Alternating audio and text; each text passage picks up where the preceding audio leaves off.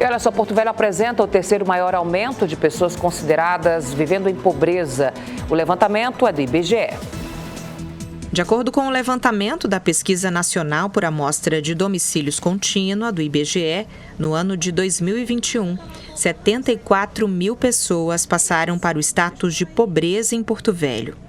Uma elevação de 61,9% em relação à última pesquisa, apresentada pelo IBGE. Segundo especialistas, são vários fatores que impulsionaram os avanços da pobreza no Brasil.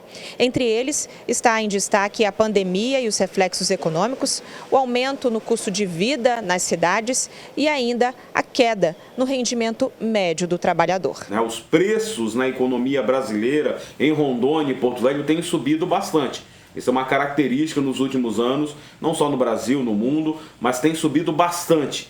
E combinado a isso, o que nós temos? Uma queda na remuneração, no rendimento médio do trabalhador brasileiro. Então, tanto no nosso estado de Rondônia quanto na nossa capital, tem se reduzido mais que proporcionalmente o rendimento médio do trabalhador aqui do nosso estado e da nossa capital. E com a combinação de queda na renda e aumento nos preços, o trabalhador acaba se endividando cada vez mais. Esse trabalhador com essa renda muito baixa não tem conseguido fechar as contas do mês e principalmente não tem conseguido pagar as despesas contraídas lá em 2020. Até maio de 2021 foi onde principalmente o endividamento, as dívidas foram construídas em razão dos fechamentos de empresa, desemprego e tudo mais. Então a conta não tem fechado. Então essa combinação lamentavelmente tem levado a esse aumento da pobreza. Segundo esta socióloga, os dados preocupam porque mostram o impacto em todas as classes sociais. Impactou, claro,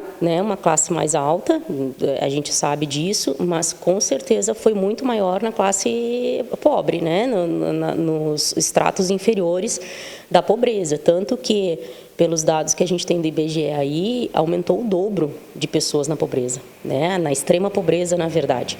Na pobreza aumentou em torno de 30% e na extrema pobreza quase 50%. A socióloga destaca que a população que se enquadra no status de pobreza depende, em sua maioria, de programas de transferência de renda do governo para se manterem. E nem todos conseguem ser contemplados com o programa de transferência de renda, embora enquadrados, Existe um limite para que o governo dê essas bolsas, conceda essas bolsas, porque tu pode estar enquadrado, ter o perfil, mas não está dentro do número máximo que cada cidade, cada local atende.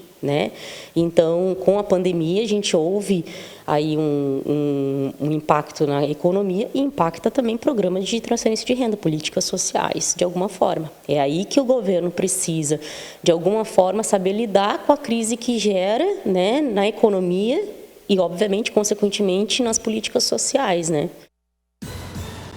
Esse fenômeno, lamentavelmente, está ocorrendo no mundo inteiro.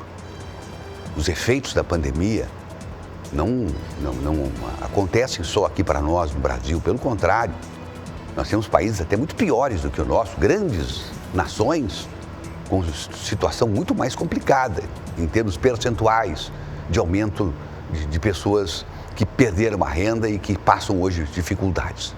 Mas no caso aqui de Porto Velho especificamente é uma contradição, porque a gente sabe que a economia do Estado ela vai bem, comparativamente com a economia de outros estados. E nós até nos orgulhamos disso. Aí vem esse número, esse percentual, que é contraditório. Somos a terceira cidade, Porto Velho, onde mais cresceu a pobreza, onde mais pessoas foram para a linha abaixo da linha da miséria, inclusive. Então é complicado isso, a gente sabe, para entender isso é difícil.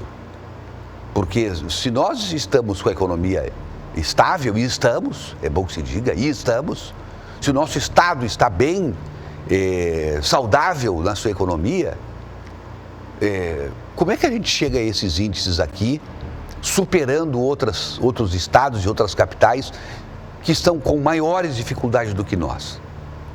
É estranho, mas enfim, é preciso que se investigue isso.